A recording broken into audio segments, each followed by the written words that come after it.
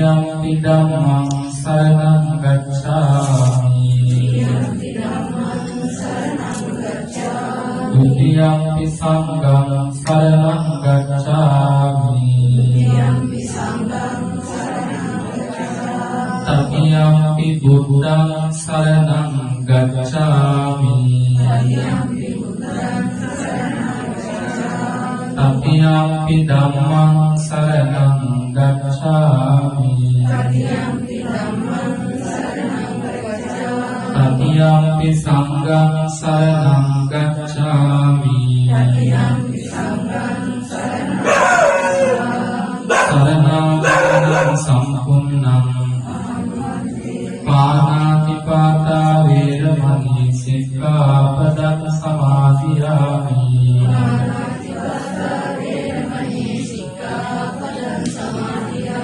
Adinādāna veramani sikkhapadan samadhiyami.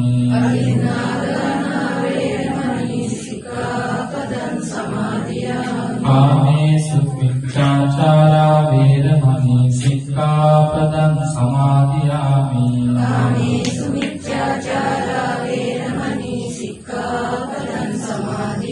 Musāvādā veramani sikkhapadan samadhiyami.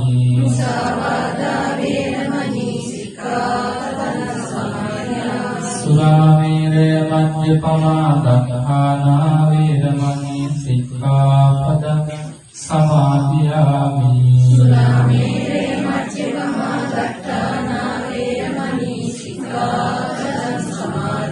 Visaradīna sattiṃ pañcasīlaṃ dhammam sādhukam surakkhitam katvā appamādena sampāde tabbam.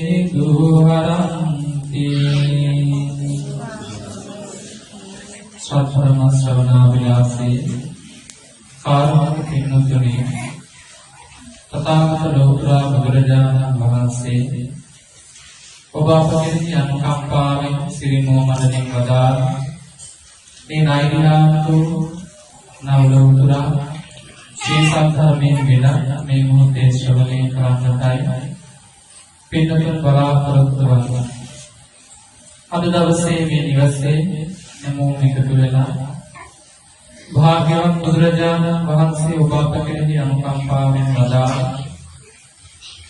පරම පවිත්‍ර වූ අධිගාම්භීර ශ්‍රී සද්ධර්මයේ දිනක් දේශනා කරවාගෙන ධර්ම දානය සිද්ධ කර ගන්නටයි හැමෝම එකතු වුණේ හැමෝම සහභාගී වුණේ ධර්ම දානමය පින්කම කියන්නේ ඉතා වැදගත් මහා සම්පන්න පින්කමක්.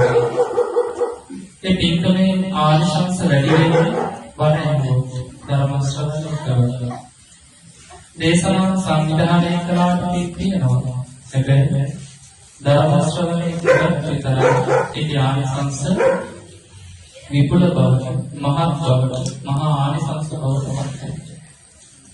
ධර්මයේ කියන එක තියෙන අපිට ඕන වෙලාවෙ නිකන් කියවන්න නෙමෙයි. ධර්මයේ තියෙන දෙන්න සංකල්ප. ධර්මයේ තියෙන ජීවිතේ එකතු කරගන්න. ධර්මයේ තියෙන ජීවිතේ හදාගන්න. අපේ මෙලොව පරලොව දෙලොව ජීවිතේම සපෝට් කරලා දෙන දේ තමයි ධර්මය කියලා කියන්නේ. අපායට වැටෙන දුරට වහලා දාන දේ තමයි ධර්මය කියන්නේ. සසරේ දුකින් නිවා දමන දේ තමයි ධර්මය කියලා කියන්නේ. ලෝතර බුදුරජාණන් වහන්සේ තමන් වහන්සේ අග්‍රස්ථානයේ තබා ගන්න මේ ලෝතර ධර්මය බුදුරජාණන් වහන්සේ විශේෂ අසක්කේ කල්පයක් පුරාම පාරමිතා පුරලා අනේක ගුණ ස්කන්ධයන් දරාගෙන අනේක ගුණ පාරමිතා පුරන වසර 2600කදී බෝධි මූලයේදී භාග්‍යවත් බුදුරජාණන් වහන්සේ මේ ධර්මය අවබෝධ කරගත්තා. ඒ අවබෝධ කරගෙන 520 පුරාම දෙවියන් සහිත ලෝකයට වදාළා. බුදුරජාණන් වහන්සේ ජීවමාන අවස්ථාවේදී සෝවිස් අසංකේය 65 ලක්ෂයක් දෙනා නිවන් දුටු බව ධර්මයේ සඳහන් වෙනවා. රජපති රජ සම්පත් අතහැරලා සිටුවරු සිටු සම්පත් අතහැරලා කාම ලෞකික ජීවිතවල තියෙන නිසරුකම වැටහෙලා ලෝකයේ තියෙන දුක්ඛ ස්වභාවය වැටහෙලා තථාගත බුදුරජාණන් වහන්සේලාට පැවිදි වෙලා බණ භාවනා කළ රහත් භූමියට පත්වන මේ ධර්මයේ තියෙන සැලසෙල්ල ලෝකයේ තියෙන අනිත් සියලු සැපයට වඩා ශ්‍රේෂ්ඨ. ලෝකයේ තියෙන ශ්‍රේෂ්ඨතම සැපය තමයි ධර්මය අවබෝධ කර ගැනීමෙන් ලබන නිර්වාණ සැපය. එච්චර සැපයක් උදා කරන දෙන දේ තමයි ධර්මය කියලා කියන්නේ. මහතන් වහන්සේලා රහත් භාවයට පත් වුණා. බුදුපසේ මහරහතන් වහන්සේලා සසරින් එතර වුණා. මේ ධර්මය නිසා. අද මේ ධර්මය අපි කොයිතරම් තැනක් දීලා තියෙනවද? එන්නතේ බුදුරජාණන් වහන්සේ මේ ධර්මයේ ලෝකයාටදී කොච්චර කාලයක් පාරමිතා පුරවන්නද? බුදුරු 512027 ඇස් දෙකෙන් දැකලා ඒ බුද්ධ ශාසනවල පාරමිතා පුරලා ඒ බුද්ධ ශාසනවල දන් දීලා ඒ බුද්ධ ශාසනවල නිකවිද ගුණ පුරලා අසංකේය විස්සකුත් මහා කල්ප 4ක් පාරමිතා පුරලා බුදුරජාණන් වහන්සේ බුද්ධත්වයට පත් වූ ධර්මය අවබෝධ කරගන්නවා. එච්චර ගුණ පුරලා අවබෝධ කරගත්තු බුදුරජාණන් වහන්සේගේ ධර්මය සාමාන්‍ය ධර්මයක් නෙවෙයි. මනුෂ්‍ය විශේෂ, දේව විශේෂ ඉක්මවා යුතු අති ගම්භීර ධර්මයක්. ඒක බුදුරජාණන් වහන්සේම වදාළා තථාගතස්ස වාසිතා ගම්භීරන්තා ලෝකෝත්තර ශුන්‍යතා පරිසංයුක්තා. මහණෙනි මේ තථාගතයන් වහන්සේගේ දේශනාව තථාගතස්ස වාසිතා බුදුරජාණන් වහන්සේගේ ධර්මය ගම්භීරා දාම ගැඹුරුයි. ගම්භීරන්තා බුදුරජාණන් වහන්සේගේ ධර්මයේ ගැඹුරු අර්ථ සහිතයි. ලෝකෝත්තර ශුන්‍යතා පරිසංයුක්තා මේ ධර්මයේ ලෝකෝත්තර ධර්මයක්. ඒ කියන්නේ මේ මනුෂ්‍ය ලෝකාදී ලෝකයන් ඉක්මවා නිර්වාණ ධර්ම උදා කර දෙන ගම්භීර ධර්මයක් කියලා වදාළා. ඒක තරන්නේ බුදුරජාණන් වහන්සේ හරි ලස්සන උපමාවක් පෙන්නනවා. ආනි කියලා සූත්‍ර දේශනාව. ආනි කියලා කියන්නේ ඇනේ. බුදුහාමුදුරුවෝ දේශනා කරනවා භික්ෂු සංඝයාට මහණෙනි අතීතයේ තිබුණ බෙරයක් මේ බෙරේ නම් මිහිඟු බෙරේ. මේ බෙරේ වාදනය කරනකොට හරි සත්‍යය තියෙනවා. බොහෝ ඈත ප්‍රදේශවලට පවා මේ බෙරේ සත්‍යය. ඒ විතරක් නෙවෙයි හරි මිහිරි මේ බෙරේ සත්‍යය. කාලයක් යන විට මේ බෙරේ වාදනය කරනකොට මිනිස්සු මේ බෙරේ හඬ නැති වෙලා ගියා. බෙර හම් පැලුණා. ඒ මිනිස්සු මේ බෙරේට ගහනවා. ඒ බෙරේ ගහනකොට දැන් අර මුලින් තිබ්බ මිහිරි හඬ නෙමෙයි. කඩට ගහන නිසා කඩේ ගහලා තිබුණු ඇනවල සත්‍ය තමයි. ඒ වගේම මහණෙනි මේ බුද්ධ ශාසනය මම අවබෝධ කරගෙන ලෝකයාට දේශනා කරපු මේ ධර්මය කාලයක් යන විට විකෘති වෙනවා. වෙනස් කරලා හැබැයි ධර්ම රසය නැති වෙනවා. අද ඒක දිලා. ආයතන බුදුරජාණන් වහන්සේ වදාළ මහණෙනි අනාගත කාලයේදී මේ කියන්නේ වසර 2600කට කලින් භාග්‍යවත් බුදුරජාණන් වහන්සේ වදාළ කාරණයක්. මහණෙනි අනාගත කාලයේදී ශ්‍රාවකයෝ බණ කියලා අහන්න කැමති වෙන්නේ කවි ආදියට. ඒ වගේම හිත පිනවන, හිත රාගයට ඇති කරවන දේවල් මිනිස්සු අහන්න කැමති වෙනවා. ඒ කාලයේදී ධර්මය පිළිබඳව ඒ කියනවා මම දැන් අද වර්තමානයේ අපිට කවි බණ කියලා කියනවා. මෙන්න මේවා. කාලික බණ කියලා කියනවා. මෙන්න මේවා. බුදුහාමුදුරුවෝ ශ්‍රී සද්ධර්මයේ වෙනුවෙන් මේවා තමයි බණ කියලාද අපිට ඇහෙන්න තියෙන්නේ. කැසට් CD හදගත්තාම විවිධ අපිට ඇහෙන එක වෙලාවකදී බණ කියලා මියුසික් එකක් එක්ක බණ කියනවා. මේ බුද්ධ ශාසනයේ සද්ධර්මයේ ගමන බලවත් ප්‍රකාරය. ඊළඟට උදෑසන රූපවාහිනිය දාපු වෙලේ ඉඳන් සෙට් කවි නවත්තන සාන්ති මේ මොනවයි බණ කියලා මිනිස්සුන්ට. ඒව නෙමෙයි බුදුරජාණන් වහන්සේ වදාළා. උදේ ඉඳන් බෝධිය ගාවට ගිහිල්ලා අරහත් පුදුමුණෙන් මගේ ඉරුගිය අපල දුන්නේ කියලා බුදුරජාණන් වහන්සේ වදාළා. ඊළඟට බුදුරජාණන් වහන්සේ සෙත් කවි කිව්වේ නැහැ. බුදුරජාණන් වහන්සේ ධර්මයේ කියලා දේශනා කළේ අපේ දුක නිවන වැඩ පිළිවෙල. රාග, ද්වේෂ, මෝහ ආදී කෙලෙස් ප්‍රහාණය කරන ධර්මය බුදුරජාණන් වහන්සේ දේශනා කළා. අඬවන බණ, මව් ගුණ, පිය ගුණ කියලා අඬවන බණ බුදුරජාණන් වහන්සේ වදාළා. ගැඹුරු ධර්ම අපි ගැඹුරු ධර්ම ඒ ධර්ම අවබෝධ කරගත්තේ රහතන් වහන්සේලා. පටාචාරාව අවබෝධ කරගත්තේ ධර්ම. කාන්තාව කොයිතරම් ජීවිත කාලයේ දුක් විඳිනවා. ඒ දුක ඉක්මවා යන තුරුමගේ කියලා. පටාචාරාවේ ධර්ම අවබෝධ කරගත්තා. දරුවා බල දුකින් සංතාපයෙන් මොදු බවට පත් වෙලා හිටපු විසා ගෝතුමේ සනසිත ලැබුණ කවිබල කරන්නේ බුදුරජාණන් වහන්සේ කියපු ඒ ධර්ම එච්චරකට ගම්භීරයි, එච්චරකට ශ්‍රේෂ්ඨයි. ඒ නිසා තමයි බුදුරජාණන් වහන්සේ වදාළේ ධම්මෝ නිවාසෙක සෙක්ඛෝ ජනිතස්මින් සමේ සිද්ධේ චේව ධම්මේ අபிසම්පරාය. වාසෙක භාරද්වාජ කියන මහතුරුන් වහන්සේලා බුදුරජාණන් වහන්සේ අනුශාසනා කරන වාසෙක භාරද්වාජයේ මෙලවත් පරලවත් දෙලොව ශ්‍රේෂ්ඨ වෙන්නේ ධර්මය.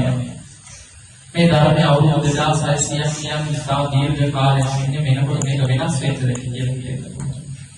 මේක විකෘති වෙලා ඉන්න කියලා සමහරව කියනවා. කවදාවත් එහෙම වෙලා නැහැ. වසර 2600කට ඉඳි බුදුරජාණන් වහන්සේ වදාළ ධර්මයේ අදත් ඒ විදිහටම තියෙනවා. ඒක වෙනස් වෙලා නැහැ. බුදුරජාණන් වහන්සේ සූත්‍ර දේශනා 21000ක් කළා. ඒ කරපු සූත්‍ර දේශනා 21000 සූත්‍ර පිටකයේ වශයෙන් කියනවා.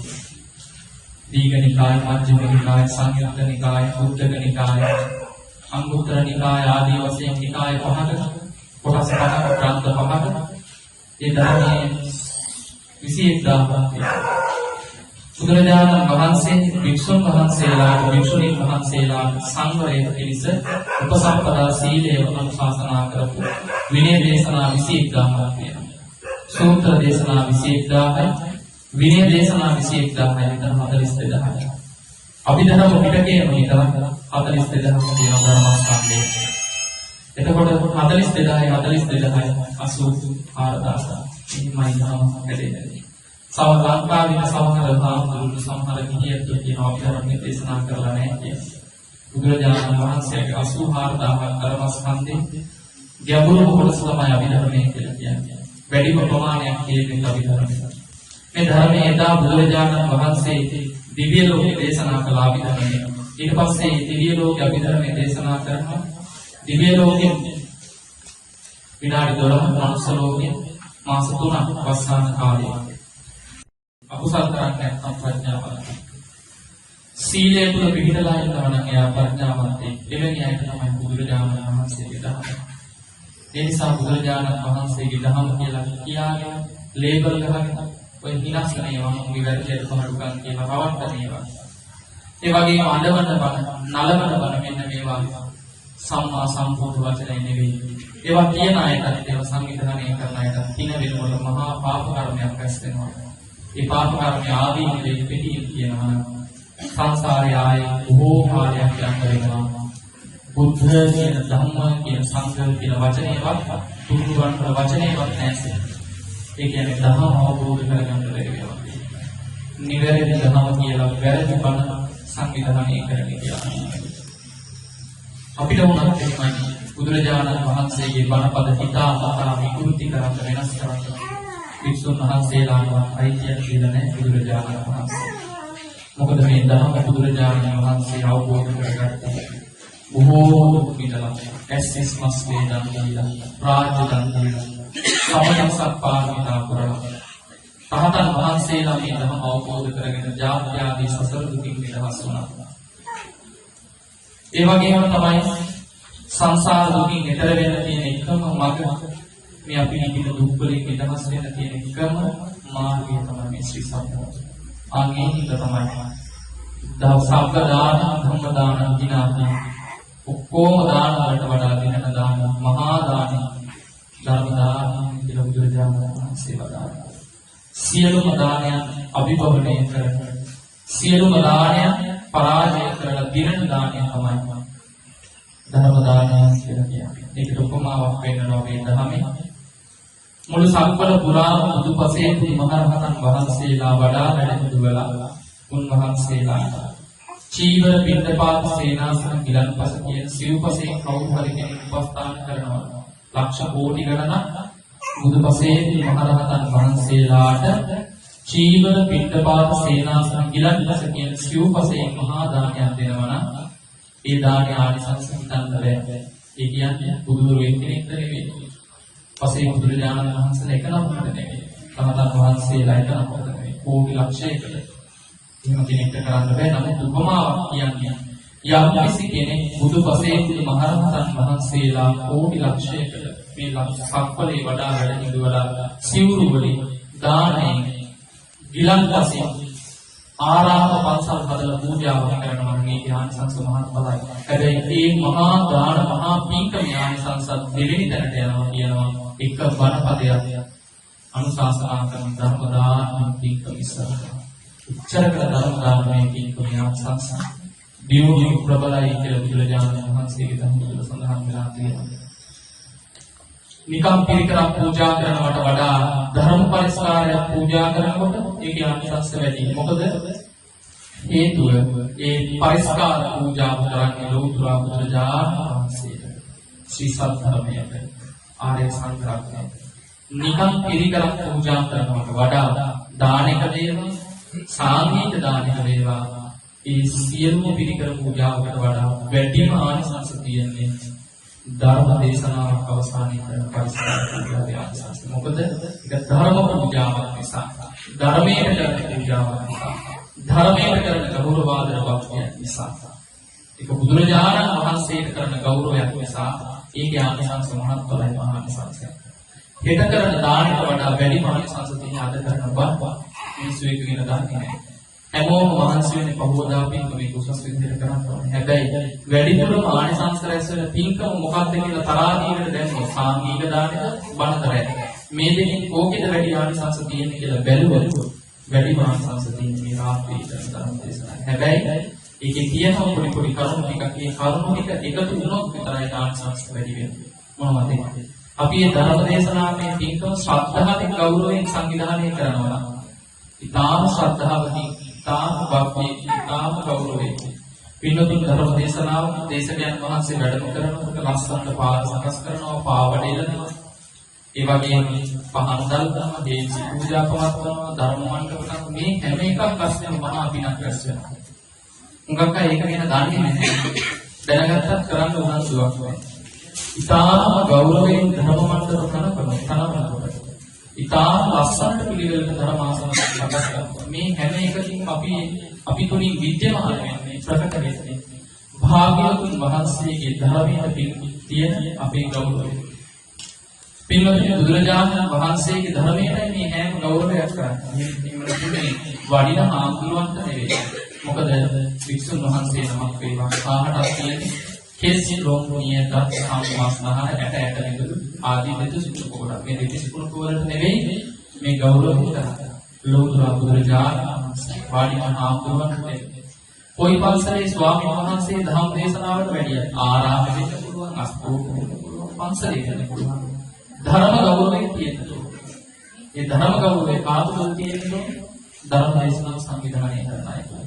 එහෙම ධර්ම ගෞරවයේ තියාගෙන ධර්ම දේශනාව සංවිධානය කරනකොට පිළිගන්න මහා කුසලයක් ඇස්සේ. පාවරයෙන් මහා පිනක් ඇස්සේ. මේ වගේ මොනවද අපිට තියෙන ආනිසංසය? ලස්සනට පිළිවෙලට ගෞරවයෙන් ධර්ම දේශනාව සංවිධානය කරන ඥානසංසය වෙනුනේ.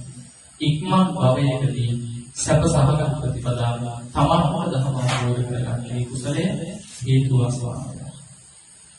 පිළිවෙලින් අපි ධර්ම දේශනා සංවිධානය කරනවා විශේෂයෙන් අපේ විහාරස්ථාන. අපි දන්නවා මේ ධර්මයට කොච්චර ගෞරව කරනවද කියලා. අපි මේ ධර්ම දේශනාවට තෝරගන්න නිවැරදි සත්‍යධර්මයේ දේශනා කරන නිවැරදි ධර්ම කියාගෙන කල්යාණ මිත්‍රයන් වහන්සේලා මේ ලංකාවේ උන්වහන්සේලා වැඩම කරනකොට අපි පසු පළස්සෙලා උන්වහන්සේලාගේ පාදෝවනේ කුණු පැණි සිසිල් පැණි කරනවා. බොහෝම ගෞරවයෙන් වියන් මතින් හේසිස් පූජා මතින් ඒ වගේම මල් ඇතිරිලි මතින් උන්වහන්සේලා වැඩම කරලා වඩා වැඩම කළා. අනතුරු උන්වහන්සේලා වැඩ ඉන්නේ ස්වභාවික මල් වලින් නුවරඑළිය වගේ ප්‍රදේශවල හැදෙන ස්වභාවික මල් ගෙනගෙන ඒ විසිතුරු මල් වලින් මුළු මණ්ඩපය ධර්ම මණ්ඩපය මල් වලින් සාසන. පසුගිය මාසයේ කියන්නේ පෙබරවාරි මාසයේ 20 වෙනිදා අපේ ජන්මදිනයේදී තිබුණා අපි ධර්ම දේශනාව සංවිධානය කළා. ඒ වෙනුවෙන් අපි නුවරඑළිය මල් අරගෙන මල් වලින් සැරසුවා. මම කියන්නේ හැමදායකින් පිළිම කරන්නේ අපිට කරන්න පුළුවන් ප්‍රමාණයක් තියෙනවා. එක් ගායක කාර්යකාරී කරන්න පුළුවන් ප්‍රමාණයක් තියෙනවා. අපි මේ කියන්නේ ඒ සත්‍ය ප්‍රමාණය කරපුවා ඒක. ඒක තම තමන්ට සත්‍ය ප්‍රමාණය ඒ උතුම් තීකම් කරගන්න පුළුවන්. ඒ කියන්නේ මල්ම අවශ්‍ය නැහැ. කරන දේ හරියට කරනවා නම් පිළිවෙලට ගෞරවයෙන් කරනවා නම් හරියට කරගන්න. ඉතින් අපි මේ විදිහට විසිතුරු මල් වලින් දේශකයන් වහන්සේ වැඩ ඉන තම අපිට ඒ විතරක් නෙවෙයි බුද්ධ මණ්ඩපයත් විසිතුරු මල් වලින් අලංකාරමත් කරා. ඒ බුදුරජාණන් වහන්සේට මේ මල් විසිතුරු ස්වභාවිකම කෙනෙක් පාවස් දෙලලා විසිතුරු පහන් ඒ වගේ අෂ්ටවිධ ගිලන්පස පූජා මේ ආදී අලංකාරමත් කරලා අපි මහා පින්කම කරනවා. පින්තුනි යම් නිවසක යම් ගෙදරක ධර්ම දේශනාවේ පින්කමක් කරනවා. උපරිමේ ඒකට යොදවනවා නම් ගෞරවයෙන් ඒකට යොදවනවා නම් පින්තුනි මහා කුසලයක් රැස්වෙනවා. බොහෝ වෙලාවට අපේ පින්තුනි රාත්‍රී ධර්ම දේශනාවේ දුක්වත් තියෙන සුදුවේ පිළිලක් දාලා කරනවා. ගෙදර ආයෙත් සමහර වෙලාවට බණහන්න විදිහක් නැහැ. ඒ යත්තන්ට බණහන්න අවශ්‍යතාවයක් නැහැ. මොකද ඒ අයගේ මූලිකත්වය තියෙන්නේ බණට වඩා පක්ෂි ආහාර දෙන. ආහාර දෙන එකත් පිනක්. අපි ආයෙත් බදාලා බලමු ප්‍රයචයි නායක කන්න දෙනේ, කෑම දෙන්නේ එකයි. ධර්ම දේශනාවේ ආනිසංසයි මේ දෙක තරහා දීලා දාලා බලමු. ආසයි කරවයි වගේ ධර්ම දේශනාවේ ආනිසංසයි. එතකොට ගෙදර ඉන්න නැත්තන්ට ධර්ම දානමේ පින අඩු වෙනවා. එයා සංවිධානය කරපු පින තියෙන බණ අහපු පින නැහැ. ඒ නිසා පින්තුනි බණ පින්කම් ධර්ම දේශනාව සංවිධානය කිරීම කුසලයක්. බණ ඇසීම ඊටත් වඩා කුසලයක්. ඒ වගේම ධර්මයට අනුග්‍රහ කරලා පරිස්කාර ආදී පූජා කිරීම ඊට වඩා කුසලයක්. ඊටත් වඩා කුසලය තමයි අහපු දහම් පද හිතේ තියාගෙන ඒ අනුව ජීවිතය හදාගන්න. මේ ධර්ම අහන්න කිව්වේ භාග්‍යවතුන් වහන්සේ සුතා දතා වචසා පරිචිතා මනසා පිටිතා දිට්ඨියා සුප්පදී බුදුරජාණන් වහන්සේ වදාළා මේ බණ අහන්න සුතා ඒ වගේම ඒ ධර්මයේ ධාරණය කරගන්න දතා වචසා පරිචිතා බණපද වචනෙන් පුරුදු කරන්න පුහුණු කරන්න මනසාන් පිටිතා මනසින් පුරු කරන්න ඒ වගේම නුවණින් විමර්ශනය කරන්න තමයි බුදුරජාණන් වහන්සේ වදාළා. එහෙම ධර්ම ජීවිතයට ගත්තොත් විතරයි අපි ධර්මකාමී බවට පත් වෙන්නේ. අපි අකුසල් නැති වෙන්නේ. ඉඳගෙන ඉන්නවා. හැබැයි බණපද අහන්නේ නැහැ. සමහර කෙනෙක් අහනවා. ඒක හිතේ තියාගන්නේ නැහැ. සමහර කෙනෙක් අහනවා හිතේ තියාගන්නවා ජීවිතේ හදාගන්නේ නැහැ. එහෙම වුණා කියන්නේ සසර දුකින් නිදහස් වෙන්න බැහැ කියන නිදහස් වෙන්න නම් ධර්ම අහලා ධර්ම හිතේ තැන්පත් කරලා වචනේ පුරුදු කරලා ජීවිතේ ධර්ම හදා ගන්නට ඕනේ. එහෙම හදා ගන්නකොට තමයි පින්තුනි අඩුම තරමින් මරණින් පස්සේ සුගතියකටවත් යන්න පුළුවන්. මොන තරාතිරම කෙනෙක් වුණත් පෝසතේ, උගතේ, බුද්ධිමතේ, රට ජයගත්ත, ලෝක ජයගත්ත කෙනෙක් වුණත් කවදා හරි මැරෙනවා. ඒ ලෞකික සම්පත් ඒ ජීවිතයේ සැපයට තියෙයි. හැබැයි පින්තුනේ ජීවිතේට දහම නැත්තම් මෙල්ල කියන අපායට වරකට පස්සෙ තේරෙනවා අනේ අපිට කුසල් කරගන්න අවකාශය තිබුණා, ජීවිතේ තිබුණා. ඒ ලස්සන ජීවිතේ දන් දුන්නේ නැහැ, සිල් රැකේ නැහැ, භාවනා කරේ නැහැ, දහම ජීවිතයකට ගත්තේ නැහැ. ඒ හින්දා අපි කිරේට වැටිලා කියලා කිරේට වැටුණු කාලෙක දුක් විඳ වෙනවා. ඔබත් මමත් අපි හැමෝම අපායට වැටිලා දුක් විඳලා තියෙනවා. අනේ පෙර සංසාරේ කරගත්ත පිනක් හින්දා තමයි මේ ලස්සන මනුස්ස ජීවිතය ලැබිලා තියෙන්නේ. බුද්ධෝත්පාද කාලෙක තුන් ලෝකයක් සනහාපු, තුන් ලෝකයක්ම එකම පිළිසරණ, තුන් ලෝකේකම අවිද්‍යාවන්ති ඝන අන්ධකාරය දුරලන සම්මා සම්බුදුරජාණන් වහන්සේ නැමැති අමිල නිමල උතුමන් වහන්සේ, ඒ ශාස්ත්‍රවරුන් වහන්සේ, ශාස්ත්‍රවරයාණන් වහන්සේ, ධර්මරාජාණන් වහන්සේ බුද්ධං සරණං ගච්ඡාමි කියලා සරණ යනවා. උන්වහන්සේගේ ප්‍රතිපිලිම වහන්සේ, බෝධීන් වහන්සේ සෑරජන් ඉදිරියේ අත් දෙක එකතු කරලා වන්දනා කරන්න ලැබුණා. ඒ බුදුරජාණන් වහන්සේ ඉදිරියේ මේ අපවිත්‍ර වෙන අත් දෙක එකතු වෙන්නේ නැත්නම් ඒ අත් දෙක හැදෙමින්ම වැඩ කරන්නේ අත් දෙක. ඒ බුදුරජාණන් වහන්සේගේ බුදු ගුණ කටින් කියවෙන්නේ නැත්නම් වැඩ කරන්න කටක් කියනවා. ඒ වගේම තමයි ඒ බුදුරජාණන් වහන්සේ පිළිබඳව හිත පැහැදෙන්නේ නැත්නම්, ඒ වගේම නිරන්තරයෙන් පැහැදුණු හිතක් බුදුරජාණන් වහන්සේ පිළිබඳව නැත්නම් ඒ හිතක් ඇත්තටම වැඩ කරන්නේ. ඒ නිසා පින්වතුනි අපේ මේ ජීවිතයේ ලැබිච්ච මා හිතන්නේ ලොකුම ලාභය තමයි බුදුරජාණන් වහන්සේ. උන්වහන්සේ නිසා අපිට ධර්ම ලැබුණා, සංඝරෝණ ලැබුණා. ඒ බුද්ධ ආදී උතුමන් වහන්සේලාට බුද්ධ පූජා කියලා බුදුරජාණන් වහන්සේ මල් පූජා කරලා, පැන් පූජා කරලා, බුද්ධ පූජා කරලා අපිට කුසල් කරගන්න ලැබුණා. අපි මේ කුසලයේ නිසා අපේ එළමෙන ආත්මය, භවය, මතු ආත්ම භවයන් සැපවත් වෙනවා, සුවපත් වෙනවා. ඒ විතරක් නෙවෙයි අපිට මේ ඉපදෙන මැරෙන ඕර සසරෙන් ඈතර වෙලා ඒ සුන්දර අමා නිවනට යන්න ලැබෙන්නේ බුදුරජාණන් වහන්සේ නිසා, උන්වහන්සේගේ සත්‍යය නිසා. ඒ නිසා පින්වතුනි අපි සැලකිල්ල දක්වන්නට ඕනේ, ගෞරවය දක්වන්නට ඕනේ ධර්මයේ පැත්තටමයි. ධර්ම දේශනා සංවිධානය කිරීම, ධර්ම දේශනාවන් ශ්‍රවණය කිරීම, ධර්මයේ හිතේ තැන්පත් කරගෙන කටයුතු කිරීම, ධර්මයටම ජීවිතය සකස් කර ගැනීම මේ මහා කුසලයක්. අපි අතහැරලා දාලා තියෙන කුසල මේවට සල්ලි යන්නේ නැහැ. අද අපි වාඩි වෙලා මේ ලෝතුරු බණපදයේ හිතට එකතු කරගෙන මම ධර්මයේ තුල පිළිදෙනවා කියන විකාරය ඔක්කොම බැරි වුණත් ඇහෙන බණපදයේ හරි ජීවිතේට ගල්ප බලපලා ධර්මානුකූල වෙනවා. ඒ ධර්මානුකූල වීමෙන් ලැබෙනා උත්පත්ඵලය තවන්තම සසර දුකින් ගැලවෙන්න නිදහස් වෙන්න හේතු වෙනවා. මේ කර්මකාරණා සියල්ල සිහිපත් කළේ ධර්ම දේශනාවක තියෙන ධර්මයේ තියෙන ආනිසංස ටික පැහැදිලි කරගන්න. පින්වතුනි අන්‍ය පරිස්කාරයකට වඩා ධර්ම පරිස්කාරය ආනිසංස වෙනවා. අන්‍ය දානයකට වඩා ධර්ම දානය ආනිසංස වෙනවා. බණ පොතක් පූජා කරනවා, බණ පොත්පත් ලියනවා, ධර්මයට අනුග්‍රහ කරනවා. ඒ විතරක් නෙවෙයි ධර්මයේ තුල හැසිරෙන ධර්ම මාර්ගයේ නිවැරදිව යෙදෙන ස්වාමීන් වහන්සේලාට උපස්ථාන කරනවා කියලා කියන්නේ. එහෙම නැත්නම් ධර්ම මාර්ගයේ යෙදෙන අයට අනුග්‍රහ කරනවා කියලා කියන්නේ ඒකත් මහා කුසලයක්. ධර්මයේ තුල යෙදෙන අය ඉන්නවා. ධර්ම මාර්ගයේ තුල භාවිතා කරන්නේ කියන්නේ ධර්මයට අනුව ජීවත් වෙන ගුණ පුරන ආර්ය අෂ්ටාංග මාර්ගයේ ගමන් කරන අය ඉන්නවා. එහෙම පෙර ස්වාමීන් වහන්සේලා එහෙම නැත්නම් ගිහියයි එවැනි අයට අපි අනුග්‍රහ කරනවා නම් චීවර පින්ඩපාත සෙනසුන් ගිලන් වශයෙන් උපස්ථාන කරනවා නම් ඒකේ කුසලයක් මහා ආනිසංසයක්. හේතුව ධර්මයේ තුල යෙදෙන නිවැරදි ධම්ම මාර්ගයේ ඉන්න අයට උපස්ථාන කිරීමේ, උපකාර කිරීමේ කුසලයක් ධර්මයට කරන අනුග්‍රහ පූජාවක් බැරි එවැනි කරන අය ඒ උපස්ථාන ආදී උපකාර කරන අයට දායකකාරක ආදීන්ට ධර්මයට අනුග්‍රහ කළා කියන කුසලයේ රැස් වෙනවා. ඒ කුසලයේ තමන්ට නිවන් දකින්නට, සසල දුකින් නිදහස් වෙන්නට, චතුරාර්ය සත්‍ය ධර්ම අවබෝධ කරගන්න හේතු වෙනවා. ඉතින් මේ කාරණා සියල්ල සිහිපත් කළේ ධර්මයේ තියෙන වටිනාකම පැහැදිලි කරන්න. පින්වතුන් අද දවසේ සිදු කරගන්න පින් ඒ නිසා පුංචි පිනක් කියලා කවදාවත් හිතන්න එපා. මහා කුසලයේ තමයි මේ මොහොතේ ශ්‍රේෂ්ඨ කුසලයක් තමයි සිද්ධ කරගන්න. ලොකුම කුසලයේ භාවනා කිරීම, ඊට පසුව තියෙන කුසලයක් තමයි ධර්ම ශ්‍රවණය කිරීම කියලා කියන්නේ. මොකද භාවනා කරන්න උනත් පුළුවන් වෙන්නේ හොඳට ධර්ම පද ඇහුවොත් ඒ අසුන් ධර්මයට අනුව හිත මෙහෙයුවොත් තමයි භාවනා කරන්න පුළුවන් වෙන්නේ. ඉතින් අද දවසේ ධර්ම දේශනාව සඳහා අපි ගාථා මාතෘකා කරගෙන ඒ ගාථාවේ විස්තර කෙරෙන්නේ වයසට යනතෙක් මිනිසුන්ට වටිනාම දේ මොකක්ද? දේවතාවෙන් බුදුරජාණන් වහන්සේගෙන් අහනවා ස්වාමීනි මිනිසුන් වයසට යනතෙක් කුමක පිහිටා සිටිය යුතුද? මිනිසුන්ගේ හිත කෙසේ පිහිටුවා ගත යුතුද? ඒ වගේම හොරුන්ට ගන්න බැරි දේ මොකක්ද? මිනිසුන්ට වටිනාම මැනික මොකක්ද කියලා ප්‍රශ්න හතරක් අහනවා.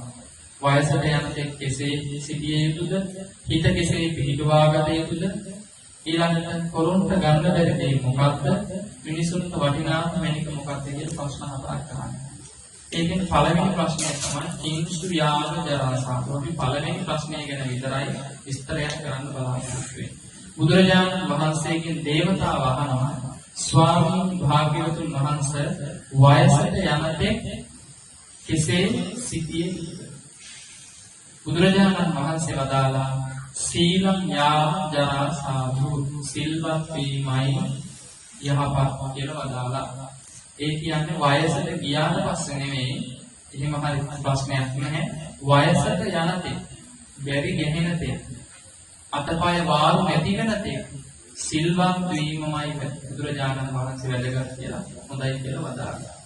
සීලය කියන එක පිළිබඳව පුංචි විස්තර ටිකක් පැහැදිලි කරන්න තමයි අපි මෙහිදී බලාපොරොත්තු වෙන්නේ. සීලය කියන වචනේ තේරුම තමයි හික්මීම. මුගක් අය සීලය කියලා කියන එක දන්නේ නැහැ අර්ථය. හික්මීම. සීලනාර්ථයෙන් සීලය කියලා කියනවා. සීලනාර්ථයෙන් සීලං. හික්මන අර්ථයෙන් සීලය කියලා කියනවා. සීලය කියන එකේ කරුණු දෙකක් තියෙනවා. ඒ තමයි අර්ථ දෙකක්. උපධාරණ අර්ථයෙන් සීලය කියනවා. සමාධාන අර්ථයෙන් සීලය කියනවා. උපධාරණ අර්ථයෙන් සීලය කියලා කියන්නේ මේ සීලය නිසා භාවනා කරන්න ඒ වගේම ප්‍රඥාව උපදවා ගන්න හේතුවක් වෙනවා. දැන් දුසිල්වන්තව ඉඳගෙන දන් දෙනවට වඩා සිල්වන්තව ඉඳගෙන දන් දෙන එකේ ආනිසංස වැඩි. එතකොට සීලයක පිහිටලා තමයි අනිත් හැම පින්කමක්ම කරන්න ඕනේ. දැන් අපි කියමු ගෙදර බුදුන් වදිනවා කියලා. පංචශීලයේ සමාදන් වෙලා බුදුන් වදිනවා. එතකොට කුසල් වැඩි. පංචශීලයේ නොපිහිටා බුදුන් වදිනවා. බුදුන් වදින එකේ ආනිසංස තියෙනවා. හැබැයි මහත්ඵල මහානිසංස නැහැ. වැඩිම ආනිසංස තියෙන්නේ සීලයක පිහිටා ඒ කුසලයේ කිරීම, වන්දනාමාන කිරීම. එතකොට සෑම පින්කමකටම සීලය කියන එක පදනම වෙනවා. හරියට ගයක් ගත්තාම ගයක් නිකන් පිහිටි පොළොවක එකපාරක් ගලවලා හදන්න බෑ, කඩාගෙන වැටෙනවා. ගයක් හදන්න නම් පදනමක් තියෙන්න ඕනේ. පාදමක් තියෙන්න ඕනේ. එහෙම නැත්නම් ෆවුන්ඩේෂන් එකක් තියෙන්න. සීලය කියන එකත් ඒ වගේ පදනමක්. සීල, සමාධි, ප්‍රඥා කියන අපේ ධර්මයේ කොටස් තුන තියෙන නිවන් මාර්ගය. සීලය කියන එක තමයි අංක 1. එතකොට සීලයක පිහිටියොත් විතරයි භාවනා කරලා සමාධිය ලැබෙන්නේ. සමාධියෙන් ප්‍රඥාව ලැබෙන්නේ. ඒ නිසා සීලයක පිහිටීම අත්‍යවශ්‍ය කාරණයක්. සෑම පින්කමකටම ආධාරකයේ වන නිසා සීලයට කියන උපදාරණ අර්ථයෙන් සීලය කියන කරුණු දෙකක් කිව්වා. සීලය කියන්නේ මොකක්ද කිව්වා? හික්මීම. සීලේ අර්ථ දෙකක් තියෙනවා කිව්වා. සමාදාන අර්ථය සහ උපධාරණාර්ථය. සමාධානාර්ථය සහ උපධාරණාර්ථය. උපධාරණාර්ථය කියන්නේ සෑම කුසලයකටම සීලය ආධාර වෙනවා, පදනම වෙනවා. සමාධානාර්ථයෙන් සීලය කියලා කියන්නේ මේ සීලය සමාදන් වීම තුළින් ආරක්ෂා වෙනවා මොකක්ද? කය සහ වචනය. සීල් සමාදන් වීමෙන් සිත, කය, වචනය කියන තුන්දොරම සංවර වෙන්නේ නැහැ. සීලය තුළින් සංවර වෙන්නේ කය, වචනය. සිත තියෙන්නට ඕනේ. හිත තිබ්බේ නැත්නම් කය වචනේ සංවර වෙන්නේ නැහැ. හිත තිබ්බේ නැත්නම් හිතේ උපකාරී තිබුණේ නැත්නම් දැන් අපිට පුළුවන් කය සංවර වෙන්න අත් දෙක බඳිනවා ලනුවකින්. කකුල් දෙකක් බඳිනවා ඒ විදිහට. කඩ සංවර වෙන්න කඩ ප්ලාස්ටරයක් ගන්න පුළුවන්. හැබැයි ඒක නෙමෙයි සීලය කියලා කියන්නේ. දැන් සීලේ අර්ථයත් ඒ වගේ. කය වචන දෙකේ සංවර කරනවා. හිතේ උපකාරය තියෙනවා. සතෙක් මරන්න යනකොට මම සීලයක පිළිපදා ඉන්න කෙනෙක් කියලා අන්න හිතෙන් අදහස ගෙනල්ලා දෙනවා. එතකොට කය සංවර වෙනවා. ඊළඟට සීලයක පිළිපදලා ඉන්න කෙනා හොරකමක් කරන්න යනකොට අන්න මම සීලයක පිළිපදා හිතී ඉන්නේ කියලා හිතේ උපකාර එනකොටම සොරකම කරන්න නැතුව කය සංවර වෙනවා. මේ විදිහට හිතේ උපකාරකත්වයේ තියෙනවා. නමුත් සීලය කියලා කියන්නේ සිත, කය, වචනය කියන තුන්දොරේම සංවරකමට නෙවෙයි. සීලය කියලා කියන්නේ කය, වචන කියන දොරවල් දෙකේ සංවරකමට කියනවා සීලය කියලා. මතක තියාගන්න සීලය කියන්නේ මොකක්ද කියන අදහස. සීලය කියලා කියන්නේ හික්මීම. මොකේ හික්මීමද? කයේ සහ වචනේ හික්මුණු බව. දැන් අපි පන්සිල් සමාදන් වෙනවා. පොයේ අටසිල් සමාදන් වෙනවා. සමාදන් වූ පමණින්ම කෙනෙක් සීලවන්තයෙක් වෙන්නේ නැහැ. පොයේට පන්සලට ගිහින් උදුරු සලුව දැමූ පමණින් උදෑසන ගිහින් අටසිල් සමාදන් වූ පමණින් කෙනෙක් සීලවන්තයෙක් වෙන්නේ නැහැ. සුදු රෙද්දේවත් උදුරු සලුවෙහිවත් සීලය නැත. ශික්ෂාපද සමාදන් වීමෙන් පමණකින්ම සීලවන්තයෙක් වෙන්නේ නැත. සිල් සමාදන් වී ඒ ශික්ෂාපද ආරක්ෂා කර ගන්නවාද ආරක්ෂා කරයිද රැකගනීද අන්න සීලවන්තයා කියන තැනට යනවා. එතකොට සිල්වන්ත වෙන්නට නම් සීලවන්තයෙක් වෙන්නට නම් මොකක්ද කාරණාව? සිල්පද සමාදන් වෙලා හිත යොමු කරලා ශික්ෂාපද රැක ගන්න. ඉතින් සිල් සමාදන් වෙනවා හුඟක් අය. සමාදන් වුණාට පස්සේ වෙන වෙලාව විතරයි. ඊට පස්සේ ඒක ගාණක් නැහැ. මතක නැහැ. hina වෙනවා. දැන් ඔය අටසිල් සමාදන් වුණාම තියෙනවා නච්ච ගීත වාදිත විසූක දස්සන මාලා ගන්ධ විලේපන ධාරණ මණ්ඩ නටන්න බෑ. නච්ච ගීත කියන්නේ සිංදු කියන්නත් බෑ. වාදිත ඒ කියන්නේ වාදනය කරන්න ප්ලේ කරන්න බෑ. වාදිත විසූක දස්සන කියන්නේ විප්‍රකාර දේවල්. ඔය දැන් ඔන්න පන්සලේ සිල් සමාදන් වෙලා ඉන්නව නැත්තු නටාගෙන පෙරහැරක් එනවා. සමහරවිට ඒ පෙරහැර තමන්ගේ දරුවා ඉන්නවා. අනේ අපේ දරුවා එනවා නටාගෙන කියලා බලනවා. එතකොට ශික්ෂාපදේ කැඩේ. විසූක දස්සන බලන්න. රූප වාහිනිය බලන්න කොටින්ම කියනවා. විසූක දස්සන. කයේ සිටේ රාගය ඇති කරන දේ දකින්න බලන්න. ඒ ශික්ෂාපදේ ඇති. මොකද මේ ඉන්ද්‍රිය සංවරයක් දීලා තියෙන්නේ. කෙලස් නැති කරන්න වැඩ පිළිවෙලක් දීලා තියෙන්නේ. විසූක දස්සන. මාලා ගන්ධ විලේපන. මාලා කියලා කියන්නේ ආභරණ. ගන්ධ කියලා කියන්නේ සැන් පවුලර ආදී. විලේපන ධාරණ මණ්ඩ. මේවා ධාරණය කරගන්න තරංග දැරීමේ ශික්ෂාපදේ සමාදන් මේවා වැළකීමේ ශික්ෂාපදේ සමාදන් වෙමි කියලා තමයි සමාදන්. එතකොට නටන්න බෑ, සින්දු කියන්නත් බෑ, ඒ වගේම නැටීම් බලන්නත් බෑ, ඒ වගේම විහිළුතරල් කරන්නත් බෑ. එතකොට බලන්න මෙන්න මේ ශික්ෂාපදයේ ඇතුළේ කොච්චර දේවල් අපි ඕක ගැන අවධානය නොදී උදේ දැන් මම අරගෙන සමාදන් වුණත් නැහිනා හැලෙමි කෑම ගහලා ඉන්නවා. අන්න ශික්ෂාපද කැඩිලා. එතකොට කුසිල්වන්ත වෙනවා. එතකොට මේ කාරණය අපි පැහැදිලි කරේ සීලය රකින්න හිතේ උපකාරකත්වයක් තියෙන්න ඕන. හැබැයි සීලය කියලා කියන්නේ කය සහ වචනේ සංවරකම. සීලය කියන එක අනිවාර්ය කාරණයක් අපේ ජීවිතේට. මොකද දිව්‍ය ලෝකයේ උප්පත්තිය ලබන්න හේතු වෙන්නේ සීලයයි. සග්ගාරෝහණ සෝපාන අඤ්ඤ සීල සමන්තුතෝ ධාරෝපණ නිබ්බාන නගරස්ස ප්‍රවේශය. බුදුරජාණන් වහන්සේගේ ධර්මයේ මේ සීලය කියන එක විස්තර කරනවා. සග්ගාරෝහණ සෝපාන. සග්ග කියලා කියන්නේ සුගතියට කියන නම. සුගතිය කියලා කියන්නේ සුගති තියෙනවා හතක්.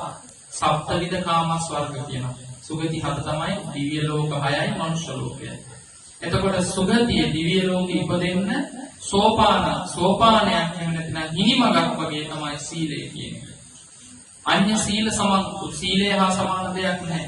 ద్వාරෝපණ නිබ්බාන නිවනට දොරටුවක් වගේ. නගරස්ස ප්‍රවේශයෙන් නිවන නැමැති නගරයට ඇතුල් වෙන්න දොරටුවක් වගේ තමයි සීලය කියලා කියන්නේ. එතකොට සිල්වන්ත වෙන එකේ ආනිසංස නම් මෙච්චරයි මනයි කියලා නිම කරන්න බෑ. ජීවිතයක සීලය නැත්නම් ඒ ජීවිතයේ ලැබෙන වැඩකට නැති ජීවිතයක්. බුදුරජාණන් වහන්සේ සිල්වන්ත වීමම වර්ණනා කළා. සිල්වන්ත වෙච්ච කෙනාට තමයි නිවන් මඟ ඉතුරු ගුණධර්ම පුරාගෙන යන්න පුළුවන් වෙන්නේ. සිල්වන්ත වීමම වැදගත් කියලා බුදුරජාණන් වහන්සේ වදාළා. දැන් සීලය ගත්තහම සීල් වර්ග ගොඩාක් තියෙනවා. 8 සීල්, පංච සීලය, දස සීල්, නවානුපෝසත සීල්. බලවත්ම සීලය තමයි උපසම්පදා භික්ෂූන් වහන්සේලා ආරක්ෂා කරන පාතිමෝක්ඛ සංවර සීලය. උපසම්පදා භික්ෂූන් වහන්සේලාගේ සීලය හඳුන්වන්නේ පාතිමෝක්ඛ සංවර සීලය කියලා. පාති කියලා කියන්නේ පමුණුවනම. මොක්ඛං කියන්නේ නිවනට. පාති මොක්ඛං නිවනට පමුණුවන්නා වූ සීලයට කියනවා පාතිමෝක්ෂය කියලා. ඒ කියන්නේ උපසම්පදා භික්ෂූන් වහන්සේලාගේ සීලය. උන්වහන්සේලා රකින සීලයට කියනවා පාතිමෝක්ෂ සීලය. එතකොට මෙන්න මේ සීලය කියන එක අපේ ජීවිතවල දියුණු කරන්න ඕන දෙයක්. සිල්වන්ත වීම. සාමාන්‍ය අපි නිවසේ ඉන්නකොට අපි එදිනෙදා කටයුතු කරනකොට පංච සීලය රකින්නට ඕන. ආරක්ෂා කරගන්න. ඔය එක එක සිල්පදේ ගානේ ආනිසංස තියෙනවා. ඊළඟට පොහොයට අනිවාර්යෙන් බෞද්ධයෙක් වශයෙන් බැරි ගෙනිලා කොන්ද කුරු වෙලා හැරමිටියක් අරගෙන තෙල් බෙහෙත් බාම් ටිකක් අරගෙන බෑග් එකේ කොටාගෙන ඊට පස්සේ බෙහෙත් ටිකයි ඔක්කොම අරගෙන ඉහිල්ල පැදුරක් ගහගෙන යන තැනට නොගිහින් අයිය හත්තියේ තියෙන වෙලාවේ සිල් රකින්න ඕනේ. බැරි ගෙනුනට පස්සේ බැරි ගෙහිච්ච කාලේ ගෙදර ඉඳගෙන හිතනවා අනේ මට හයිය තිබුණු කාලේ සත්‍ය තිබුණු කාලේ මම විහාරයේ සිල් සමාදන් වුණා. මම මෙහෙමයි සිල් රැක්කේ. සිල් රැකලා මම භාවනා කළා.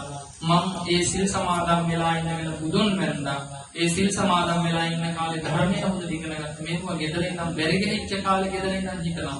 නම් පුළුවන් වෙලාවේ ඒ සිල්ලේ රකින්න ඕනේ. පොහොය දවස අපිට කොහොම වුණත් නිවාඩු දවසක් එදාට අපිට පුළුවන් ඒ සීලය ආරක්ෂා කරන්න. මොකද මේ සිල්වන්ත වීමේ ආනිසංස මහත්ඵලයි මහානිසංසයි. ඒකේ ආනිසංස මෙලව ජීවිතේමත් ලැබෙනවා.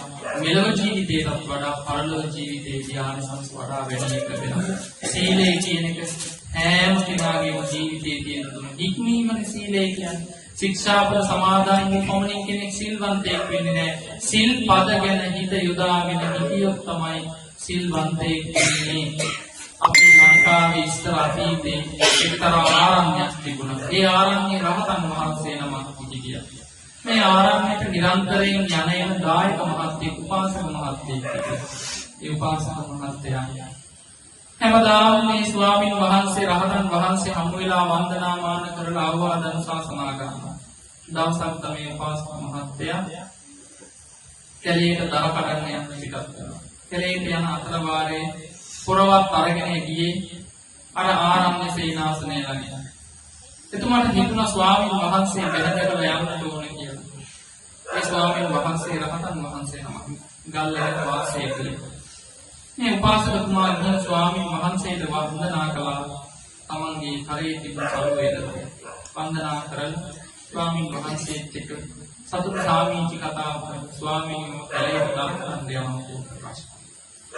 ස්වාමීන් වහන්සේ ඒ වෙලාවේ මේ උපාසකතුමාට පංචශීලයේ සමාදන් කළා. එතුමා බොහෝ ගෞරවයෙන් සීලයේ සමාදන්. පංචශීලය. දැන් එතුමා පිටත් වුණා කැලේ මහා වනාන්තරයට ගිහින් දර කඩනවා. මේ මහා වනාන්තරයේ මහා විශාල පිටුරේ මේ පිටුර අර උපාසකතුමාගේ අකුල් දෙක වෙලා ගන්නකොට එතුමා ඇදගෙන පිටට වැටුණා. වැටුණාට පස්සේ දැන් පිටුරා විශාල සතෙක් ඔබ දැකලා ඇති. මේ සතා මේ සර්පයා අර උපාසකතුමා ඔබ දැන් ටිකෙන් ටික වෙලා අත් දෙක තියෙනවා. මේ අත ගන්නවා, තල්ලු කරනවා, ගැලවෙන්න බෑ. පිටුරගේ ශක්තිය වැඩි. මහා විශාල පිටුරේ ටිකෙන් ටික ඉන දක්වා වෙලා ගත්තා. මේ වෙලාවේ අතට ආසන්න දුරකින් තමයි අතේ තිබුණු පොරව වැටලා තිබුණේ. පොරව ඇදලා ගත්තා. ඇදලා අරගෙන පිටුරගේ දිසට පහරක් එල්ල කරන්න හදනකොට සිහිපත් වුණා. අනේ මම සිල්වත් ගුණවත් ස්වාමීන් වහන්සේ නමක් ඇසුරු කරන කෙනෙක්. මම බෞද්ධ කෙනෙක්. තුනුරුවන් සරණ ගියපු කෙනෙක්. මම මෙහෙ මොහොතකටත් කලින් පංචශීලයේ සමාදන් වුණා නේද? කොහේද මම පිළිවෙස් සමාදන් වෙනවා නේද? ඒ නිසා මම මේ සතාව මරණයටපත් කරන්නේ නැහැ.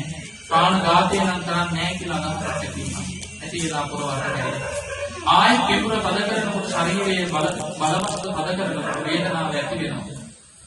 වේදනාව නිසා ආයෙත් අදහස එනවා හිතට. ද්වේෂයත් එක්ක එනවා මේ සතා මරනවා මගේ ජීවිතේ ඊට වඩා වටිනවා කියලා අදහස් එනවා.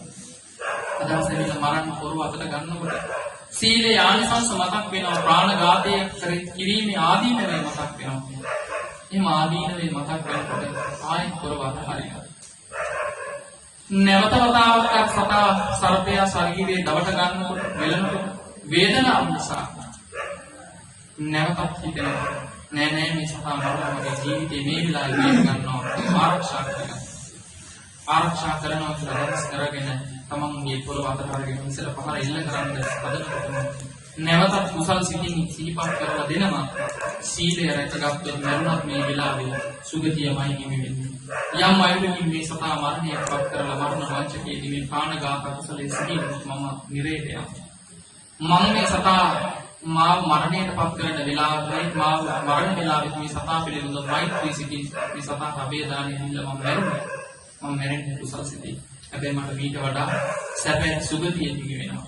දිව්‍ය ලෝකෙ උපත් වෙනවා. ඒක මනුෂ්‍ය ලෝකෙට වඩා සැපවත්. එහිදී මට ධම අවබෝධ කරගන්න පුළුවන්. ඒ නිසා මම මේ සිල්පදය රකිනවා. මට මේ සතා මරන්න කියලා අදහස ඇති වෙන්නේ මගේ අඩුපාඩුවක් නිසා. මේ පොරව නිසා අතේ තියෙන පොරව විසික් කරන්න පුළුවන් දුරට ශක්ති ප්‍රමාණය විසික්කා. ඉතින් අදිෂ්ඨාන කළා. නුඹ මාව මරණයටපත් කළා. මම නුඹ පිළිබඳව වෛරසිතක්, ක්‍රෝධසිතක්, ව්‍යාපාදසිතක් ඇති කරගන්නේ නැහැ. මං රකින සීලය, මං ආරක්ෂා කරන සීලය මට පිහිටාවා. මට ආරක්ෂාව ලබා දෙනවා. මම මේ සීලය රැකගෙන ගමන් මට සුගතියයි හිමි වෙන්නේ. බුදුරජාණන් වහන්සේගේ වචනේ සත්‍යයක්මයි කියලා. සත්‍ය ක්‍රියා කළා. එකපාරට පුළුවන්. ශරීරේ වෙලාගෙන ශරීරේ පොඩි කරගෙන වගේ යන තරමට වෙලාගත් මේ පිටුල එකපාරම ලිගින් කරලා වේගෙන් පෙරේට ඇදලා ගියා. අර පුද්ගලයන් එක්ක නැවතත් පොරව හොයාගෙන දර ටිකක් කඩාගෙන සන්ධ්‍යා කාලේ නිවසට පැමිණෙන අතරේ නැවත සෙනසුනට ගිහින් ස්වාමීන් වහන්සේ ඉදිරියේ වන්දනා කළ සියලු පුවත් විස්තර යනවා.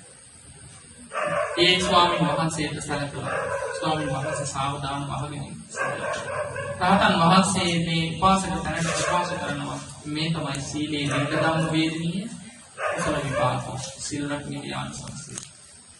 එච්චරකට සීලේ මහත්ඵලයි මහානිසංසය. අද අපි අතහරින්නේ මේ සීලය. මේ සීල් රකින්න ක්‍රමයන් තව කාලයක් යනවිට නැති වෙනවා. බුදු කෙනෙක් ලෝකෙ පහළ වීමෙන් කොහොමද සීලාදී පිළිවෙත් ලෝකෙට විද්‍යමාන වෙන නිවන් පිණිස බුදු පහළ වෙන්න කලින් සීලය තිබුණා. හැබැයි නිවන් මාර්ගයට උපකාර වෙන විදිහට සීලය රකින්න කියලා දෙන්න බුදුරජාණන් වහන්සේ. සීල් රකින්න තියෙන වෙලාවේ සීල් රකින්න ඕනේ වෙන්නේ. මොන පින්කම් කළත් පළක් නැහැ. අපි මරණයටපත් වුණාට පස්සේ ජීවත් වෙලා ඉන්න වෙලාවේ දාන සීල භාවනා කියන පින්කම් ඔක්කොම කරගන්න ඕනේ.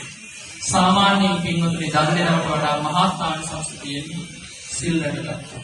සීලේ මහා ආනිසංසයක්. ඔය එක සිල්පදයක් රකින්න එකක් ගාන කුසල් කියනවා. ඒ නිසා පින්වතුනි ජීවිතයේ සීලය පුරුදු කරන්න. දෙවිවරු දිව්‍ය සම්පත් විඳින්නේ සීලය නිසා.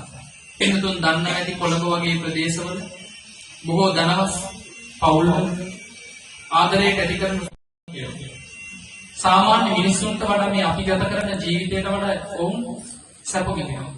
වාහනේ යන්නේ හොඳට නාන හොඳ රසමසවුළු ආහාර ලැබෙනවා. මේ තමයි ඔවුන් සංසාරේ දන් දීලා තිබෙන හැබැයි එකක් සම්පූර්ණ කරලා නැහැ. මොකද්ද? සීලය. සිල්වන්ත වුණා නම් ඔය තිරිසන් ලෝකවලට වැටෙනවා.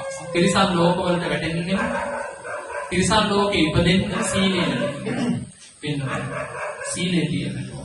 බුදුරජාණන් වහන්සේ වික්ෂුන් වහන්සේලාට වදාළේ කුඩා අනුකුඩා වර්ධේ පවා බිය දකින්න කියලා. ශික්ෂාපදයක් දුන්නා නම් ඒ ශික්ෂාපදවල ලොකු කුඩා කියලා ભેදයක් නැහැ. පුංචි ශික්ෂාපදයේ මහා ශික්ෂාපදයේ සියල්ලේම බයක් ඇති කරගෙන මම මේ පුංචි ශික්ෂාපදේවත් කඩන්නේ නැහැ කියන හිතාගෙන සිල් රකින්න කියලා.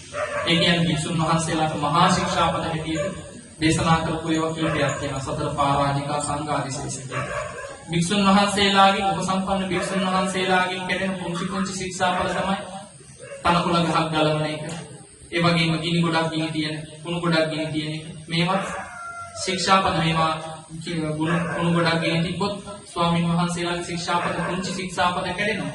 ඊළඟට තනකොළයක් ගැලෙවුවොත්, ගහක් ගැලෙවුවොත්, ගහක ඉත්තක් කැපුවොත්, මැරිච්ච නැති ගහක් විනාශ කළොත් මේ වගේම ස්වාමීන් වහන්සේලාට උපසම්පන්න ස්වාමීන් වහන්සේලා එවත් සිද්ධ වෙනවා. ශික්ෂාපද කැඩෙනවා. හැබැයි ඒව මහා බරපතල ඒවා නෙවෙයි. අපාය යන තරම් හේතු වෙන්නේ නැහැ. අපාය යන තරම් ඒවා බරපතල ඒවා නෙවෙයි. කොහොමවත් බරපතලතාවයක් නැහැ. ගහක කොළයක් කැඩුවා, ඉත්තක් ඇසුවායි කියලා. හැබැයි බුදුරජාණන් වහන්සේ තර කරලා තියෙනවා, තද කරලා තියෙනවා, බලවත් කරලා තියෙනවා. ඒ පුංචි ශික්ෂාපදේ පවා ලොකු ශික්ෂාපදයක් හැටියට හිතන්න. මොකද සිල්වන්ත වෙන්න කියලා බුදුරජාණන් වහන්සේ වදාළා. අතීතයේ එක්තරා ස්වාමීන් වහන්සේ නමක් වනාන්තරයක තනිව උදකලාව ගහක මූලේ භාවනා කරනවා. මේ භාවනා කරන වෙලාවේ උන්වහන්සේ සතියක් විතර භාවනාවට සමවැදිලා හිටියා. එක්තරා වැලක් ඇවිදින් මේ ස්වාමීන් වහන්සේගේ කකුලේ දැවටිලා තිබුණා. ස්වාමීන් වහන්සේ භාවනාවේ නැගීමක දැක්කා. නැගිටිනවා නෙමෙයි භාවනාව නවත්තනකොට උන්වහන්සේ දැක්ක කකුලේ වැලක් හිටිලා. උන්වහන්සේ කල්පනා කරනවා දැන් උපාසක කෙනෙක් නැත්තම්, ගිහි කෙනෙක් නැත්තම් මේ වැල තමන් වහන්සේ කඩාගෙන නැගිට්ටොත් නැගිටින්න පුළුවන්. ඒක කිසිම ප්‍රශ්නයක් නැහැ. පුංචි වැලක්. පුංචි වැලක්. නමුත් උන්වහන්සේ කල්පනා කරනවා මේ පුංචි වැල මම කඩාගෙන නැගිට්ටොත්, කැඩුවොත්, මේ අතින් හරි නියපොත්තෙන් හරි කැඩුවොත් මට එලකට සිද්ධ වෙනවා. හැබැයි මේක කඩන්න පුළුවන් වෙනත් උපාසක කෙනෙක්, ගිහි කෙනෙක් ඉඳලා දැකලා ඒ උපාසකතුමා මේ කඩලා ස්වාමීන් වහන්සේට දෙනවා. ස්වාමීන් වහන්සේ කල්පනා කළා මං ශික්ෂාපදයේ ඡේදනය කරගන්නේ නැහැ මේ වැල කඩලා. මම මෙච්චර කාලයක් උපසම්පදා සීලය රැක්කා. මරණයටපත් වුණත් මම මේ පුංචි වැල කඩලා සීල ලැබතක් කරගන්නේ නැහැ කියලා උන්වහන්සේ බලවත් අධිෂ්ඨානයෙන් සීලය ආරක්ෂා කරගෙන හිටියා. निराहार උන්වහන්සේ අපවත් වුණා, සුගතිය උපත් වුණා. උන්චි කරුණක් නිසාවත් ශික්ෂාපදේ කෙරුවේ නැති රහතන් වහන්සේලා ස්වාමීන් වහන්සේලා මේ ශාසනයේ හිටියා. එතකොට ගිහියෝ කොච්චර සීලෙ රකින්න ආරක්ෂා කරගන්න. ඇයි එහෙම රකින්න? මේ ලෝක වශයෙන් අපිට පැමිණෙන උපද්‍රව වලින් නිදහස් වෙන්න පුළුවන්. ප්‍රාණඝාතය කළොත් මේ ලෝක වශයෙන් අපි විඳිනවා, විඳවනවා. කොරකමත් එහෙමයි. මුළු ලෝකෙට පුරු කරත් අපිට අපේ හිතට පුරු කරන්න බෑ. අපේ හිතෙන් හරිද සාක්ෂියෙන් ගන්න අපි කවුද? අපි කරන වැඩේ මොකක්ද කියලා. ඒකෙන් ගැලවෙන්න බෑ. රබර් බෝලයක් වතුරයට ගහලා තියලා අතහරිනකොට ආයෙ උඩට එනවා වගේ. මැරෙන්න මොහොතක් කියලා හරි කරපු අකුසල කර්ම ආපහු තමන්ගේ මනස ඉස්සරහා චිත්‍රපටියක්, රූපවාහිනී කතාවක් දකිනවා වගේ ඉදිරියට එනවා. කරපු අකුසල ඔක්කොම එනවා. සොරකම් කරපුවා, ප්‍රාණඝාත ආදී කරපුවා, වැරදි කාම සේවනය, බොරු කීම, මත්තුරු භාවිත ආදී පංච දුසරිතේ කාය, වචී, මනෝ කියන ත්‍රිවිධ දුෂ්චරිතේම තමන්ගේ මනස ඉස්සරහා රෝහලේ ප්‍රතිකාර ලැබුමින් හිටියා. දැනීමක් නොමැතිව හිටියා. මැෂින් වලින් ජීවත් වෙලා හිටියා. මනෝද්වාරයේ මනස වැඩ කරනවා. මනස ඉස්සරහා ඒවා මැවි පේනවා. ඒවා අරමුණු කරගෙන මරණයටපත් වෙලා මේට වඩා දුක් ඇති පහත් ලෝකෙක අවීචිය ආදී නිර්යන්ත වෙලා කල්ප ගණන් දුක් විඳින්න සිද්ධ වෙනවා. ඒ නිසා තමයි බුදුරජාණන් වහන්සේ නොපමාව සිල් රකින්න ධර්මයෙන් තුල හැසිරෙන්න කියලා වදාළා. මේ කතා කරන මොහොතෙන් පස්සේ මේ මොහොත වෙන්නත් පුළුවන්, මොහොතෙන් පස්සේ වෙන්න පුළුවන් මගේ මරණය. මහපාරේද, විහාරයේද, එහෙම නැතිනම් දන්පලයේද, බණපලයේද කියන්න දන්නේ නැහැ. පොතන උනත් මරණය සිද්ධ වෙන්න පුළුවන්. ඒ මරණය සිද්ධ වෙන විට මට රැගෙන යන්න ඉතුරු වෙන්නේ මේ ජීවිතේ ආරක්ෂා කරගත්තා නම් සුපිරිසුදු සීලයක්, පුරාගත්තා නම් ගුණයක්, ඒක විතරයි ඊළඟ භවයේ මට උපකාරයක් වෙන්නේ. රැකගන්න බැරි වුණා නම් සිල්පද ටික, රැකගන්න බැරි වුණා නම් ගුණධර්ම ටික මට උනත් බැවිද්දායි කියලා නිදහසක් නැහැ. උරුම වෙන්නේ සතරපා. ඒක ලෝක ධර්මතාවය. කර්ම විශේෂ ඉක්මා යන බුදුරුම්කවත් බැහැ. වෙනස් කරගන්න පුළුවන් අපිට. කුසල් කර්ම කරගත්තොත් සුගතිය හිමි වෙනවා. අකුසල කර්ම කරගත්තොත් දුගතිය හිමි වෙනවා. සුගතියද දුගතියද කියන තීරණය මලාට පස්සේ පාංශිකූලෙන් තීරණය කරන්න බෑ. මලාට පස්සේ දානෙන් තීරණය කරන්න. ඒ තීරණය Taman ජීවත් වෙලා ඉන්න වෙලාව කරගන්න දක්ෂ වෙන්න ඕනේ. අපි පින් කරගෙන තියෙන්න ඕනේ, කුසල් කරගෙන තියෙන්න ඕනේ, ජීවත් වෙලා ඉන්න වෙලාව සිල් රැකලා භාවනා කරලා දන් දීලා. ඒ නිසා පින්තුනි බුදුරජාණන් වහන්සේගේ ධර්මයේ තුල නම් භාග්‍යවත් බුදුරජාණන් වහන්සේ වදාළා සිල්වන්ත වෙන්න, ප්‍රමාද වෙන්න එපා. ජරාවට ගිහින් නැත්නම් වයසට ගිහින් දිරාපත් වුණාට පස්සේ නෙවෙයි මේ වෙලාව සිල්වන්ත වෙන්න හොඳ වෙලාව. සිල්වන්ත වීමෙන් කායස්ස වේදා පරමවරණ සුගති සංගර ලෝකං උපදිත. සිහි මුලාවමින් සුගති ලෝකවල ඉපදිලා දිව්‍ය සම්පන්න දෙවිවරු වෙන්න පුළුවන් වෙනවා සීලය නිසා. ඒ විතරක් නෙවෙයි සීලයක පිහිටා ඉඳගෙන භාවනා කිරීමෙන් ගුණධර්ම දියුණු කර ගැනීම.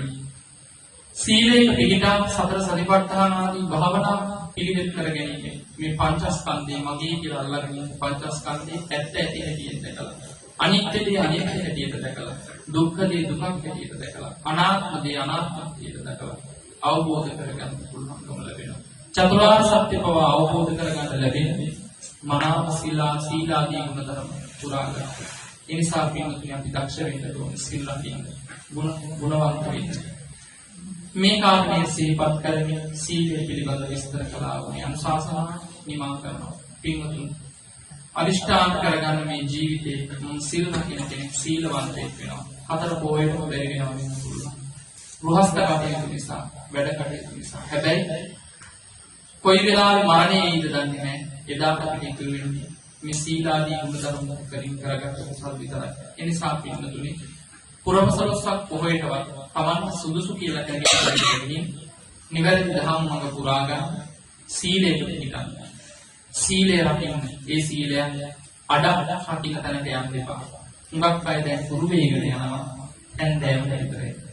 එහෙම සීලයක් මේ බුද්ධ ශාසනයේ නැහැ. අත්‍යවශ්‍ය කරුණක් නිසා හැර සීලය සමාදන් වෙලා ඒ විහාරයේ සෙනසුනේ පසුදා එනට එක් පැමිණෙන්නේ. මොකද අද උදේ අපි 6ට සී සමාදන් වුණා නම් මේ සීලේ බලය තියෙනවා පහුවදා උදේ 6ට. ගෙදර ඇවිල්ලා සීලවන්තව ඉන්නවා 6ට කන්නේ නැතුව ඉන්නවා. පන්සලෙන් ඇවිල්ලා ගෙදර උස්සාසන පරිහරණය කරන්න නැතුව ඉන්නවා කියලා කවුරු කෙනෙක් කියනවා නම් ගෙදර රැක් ගන්නවා කියලා. ඉහි ගෙදර ඇතුලේ නම් අටසිල් නැවතු පොස්තේ රකින්න බැහැ කියන එක මේ මොහොතේ පැහැදිලි වෙනවා. අනුශාසනා. ඒ නිසා පින්වතුනි හොඳට සිල් රකින්න. සිල් රැකගත්තොත් මේ ශක්තිය තියෙන වෙලාවේ සීලය ආරක්ෂා කරගත්තොත් මේ වෙලාවේ අපිට මේ උපකාරයේ සසර ගමන කෙලවර කරගෙන ජාත්‍යාදී දුකින් නිදහස් වී අමානිවලින් සැනසෙන්නට උපකාරයක් ප්‍රත්‍යක්ෂ කොටපත් වෙනවා. ඒ නිසා සීල්බන්ත වෙන්න කියන අනුශාසනාව සිහිපත් කරමු. මේ අනුශාසනාව නිවා කරමු. හැමදෙනාම උතුම් චතුරාර්ය සත්‍ය ධර්ම අවබෝධ කර ගැනීම මේ කුසල් හේතු වාසනා වේවා. ඒ වගේම මේ සිදු කරගත්තා වූ කුසලය සෑමදෙනාගේම ජීවිත සුවපත් වෙන්න, සපවත් වෙන්න හේතු වේවා, උපකාර වේවා. ඒ වගේම දින 7කට ඉහළදී පරලෝක සපත් වන්නේ ගාමී රත්නසේකර මහත්මාණන්ගේ පරලෝක ජීවිතයේ මේ කුසල අනුමෝදන් කරමින් අනුමෝදන් වේවා. එතුමාගේ ආයත භවයේ සපවත් වේවා, සුවපත් වේවා, සසර දුකින් නිදහස් වේවා. බුදුපසේ බුදුමහරහතන් වහන්සේලා ගමන්ගත් සුන්දර අමා නිවන් පිළිවෙතේ ගමන් කොට ජාත්‍යාදී සසර දුක් නිවා වේ. අමානින් සරසෙන්නට මේ කුසල පාරමිතාවක්ම වේවා ප්‍රතිකරු. ඒ වගේම ඔබ අප හැමදෙනා සිදු කරගත් කුසලයේ ඔබ හැමදෙනාගේ ජීවිතවලට ඔබ අපගේ ජීවිත සපවත් වීම සුවපත් වීම පිණිස ධර්ම මාර්ගයේ පූර්ණිය කර ගැනීම පිණිස හේතු වේවා. මේ ගිහි පින්තුල්ලාගේ ගුරුවර දෙමව්පිය ඥාති හිත මිත්‍රාදී දූ දරුවෝ සම්දෙනාට මේ කුසල් බලයෙන් නිදුක් නිරෝගී චිර ජීවන සම්පත් දිගා සම්පස්සර සේවා සිතන සිතුම් පදන පැතුම් මෙලෙසින් නිෂ්ඨ සිද්ධ වේවා. ඇතිය ආරක්ෂා කුවිතම්වත් වෙනදා ධාර්මික කටයුතු සියල්ලන් සම ප්‍රකාරයෙන් සාර්ථක වේවා. ත්‍රිවිධ රත්නයේ සූවිසනන්ත ගුණ ආශිර්වාදය ලැබී වාසනාවන්ත සුවපත් වූ ජීවිතයක් හැම දිනකටම ලැබේවා. තවද සියලු දෙනාගේ ජීවිත සපවත් වී සුවපත් වී වාසනාවන්ත ජීවිත බවට පරිවර්තනය වෙමින් දහම් ගමන් කරන නිවන් ගමන් කරන ජීවිත බවට පත් වේවා. ඔබ අපි හැම දෙනාම මේ කුසල් උතුම් චතුරාර්ය සත්‍ය අවබෝධයේ පිණිසම හේතු වාසනා වේවා. මේ රැස් කරගත්තා උතුම් කුසලය දෙවියන්ට අනුමෝදන් කරමු. ආකාසත්තා ච බුම්මත්තා දේවානාගා මහිත්‍තිකා පුඤ්ඤන්තං අනුමෝදිत्वा චිරං රක්ඛන්තු ලෝක ශාසනං. ආකාසත්තා ච බුම්මත්තා දේවානාගා මහිත්‍තිකා පුඤ්ඤන්තං අනුමෝදිत्वा චිරං රක්ඛන්තු දේශනං. ආකාසත්තා ච බුම්මත්තා දේවානාගා මහිත්‍තිකා පුඤ්ඤන්තං අනුමෝදිत्वा චිරං රක්ඛන්තු මම් පරන්ති.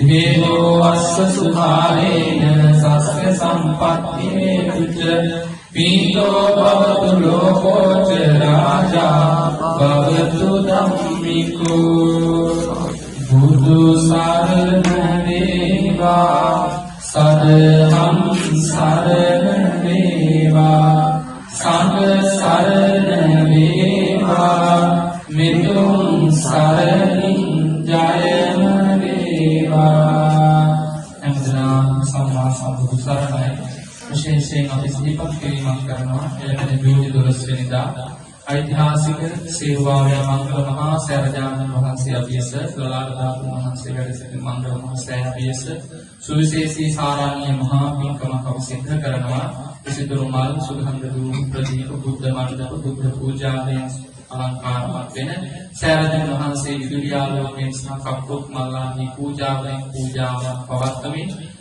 ශ්‍රී ලංකා දීපේ ඉදිරි පෙළෙහි තුන් දහම් දේශනා කරන චිත්‍ර දේශකයන් වහන්සේලාගේ වැඩම කිරීමෙන් බෞද්ධ මාධ්‍යාලය ආවරණය සහිත මාධ්‍ය ආවරණය සහිත මහා පින්කමක් ජූලි 12 වෙනිදා ඒ සඳහා පින්කමක් අපි ශාසනාලයෙන් ඇරෙන්න කරන සහභාගී වෙන්න සම්බන්ධ වෙන්න ඒ සඳහා මේ වන විටත් බොහෝ පින්වතුන් අපේ අවටගම් වල පින්වතුන් දායකත්වයට අරගෙන අවසන් මේ තත්ත්වය දැන් යහපත් අතටපත් වෙමින් යන නිසා එවැනි පින්කම් සඳහා ඉඩකඩ ඉඩ ප්‍රස්තාව ලැබී තිබෙන නිසා සීමිත වේසක් සහභාගී කරගෙන මේ පින්කම සිද්ධ කරනවා ජූලි 12 වෙනිදා සන්ධ්‍යාවේ 5 සිට පසුදා වනතෙක් එහිදී ක්‍රියාහාර බුද්ධ පූජා සන්ධ්‍යා කියලා පසු බුද්ධ පූජා ධර්ම දේශනා ආදී පැවැත්වෙන පැමිණෙන සියල්ලන්ටම ආදී ආහාර ආදී සංග්‍රහ ආදී සිද්ධ කරනවා ඒ නිසා කැමති පින්වතුන් පින්කමට සම්බන්ධ වෙන්න ඒ සඳහා මේ වන විටත් දායක වෙන්න ඔබට යම් කොටස් තිබෙනවා කැමති කෙනෙක් මල් පූජාව සඳහා ඒ වගේම විසිතුරු මල් පූජාව සඳහා ඒ වගේම මේ ශබ්ද පූජාව සහ පාවඩ ආදී අපි සකස් කරනවා අනේ පූජාවල සඳහා සහභාගී වෙන්න පුළුවන්කම තිබෙනවා ඉතින් ඒ වගේම මෙඩියා විහාරස්ථානයේ සිල් සමාදන් වන පාසක පාසිකා පිරිස මේ වන විටත් ඒ පින්කමේ බුද්ධ පූජා පාත්‍රය සකස් කිරීම සඳහා දායක වෙලා ඉන්නවා සහභාගී වෙලා ඉන්නවා මේ පිළිබඳව තොරතුරු දැන ගැනීමට කැමති නම් අපි සම්බන්ධ කරගෙන ඒ සඳහා අපිත් එක්ක එකතු වෙලා සහභාගී වෙලා ඒ පින්කමේ කොටස් කරවන අනුමෝදන් කරවන් බවට පත් වෙන්න පුළුවන් ඒ සඳහා අපි සත්තාරෝ ධම්මා වට්ටියාය වන්නෝ සුඛං බල ආයුරෝග්‍ය සම්පatti සංඝ සම්පatti මේවච අතෝ නිබ්බාන සම්පatti විනාතේ සම්මිජ්ජතු චරණ